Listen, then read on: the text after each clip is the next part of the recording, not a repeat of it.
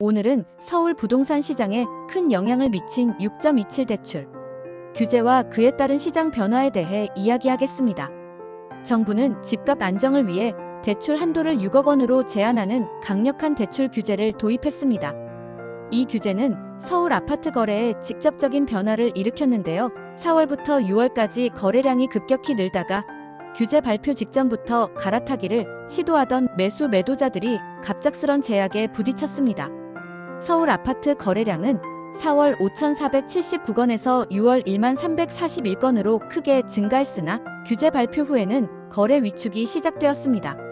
이는 곧 매수뿐 아니라 매도자에게도 영향을 미쳐 집을 팔아야 하는 사람들의 고민이 깊어지고 있다는 뜻입니다. 이처럼 대출 규제는 부동산 시장의 흐름을 바꾸었고 실수요자들은 갈아타려다 발목이 묶였다는 말까지 나오고 있습니다. 구체적인 사례를 소개하겠습니다.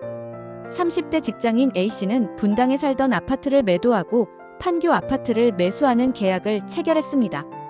기존 집에는 주인 전세 방식으로 세입자가 거주하고 있었고 새 집에는 새로운 세입자를 들릴 계획이었는데요.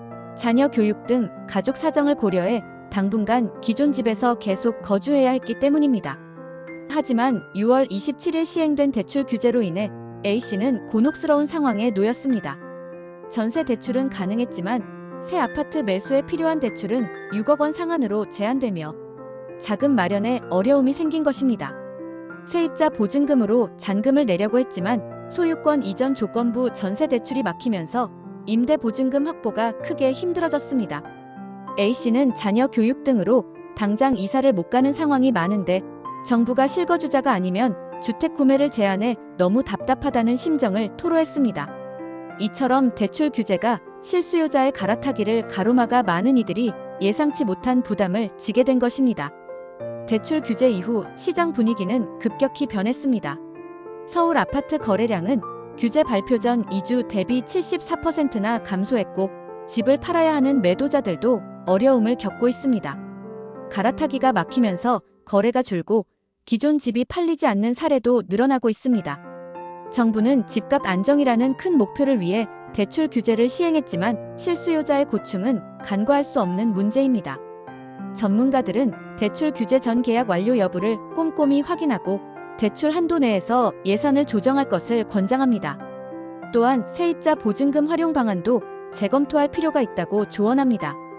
마지막으로 시장 안정화를 위해서는 실수요자 중심의 거래가 활성화되고 불필요한 투기 수요는 억제되어야 한다는 점도 강조합니다.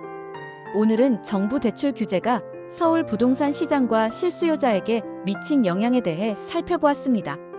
앞으로도 부동산 정책과 시장 변화를 면밀히 분석해 유익한 정보를 전해드리겠습니다. 정보가 유익하셨다면 구독, 좋아요 부탁드립니다. 감사합니다.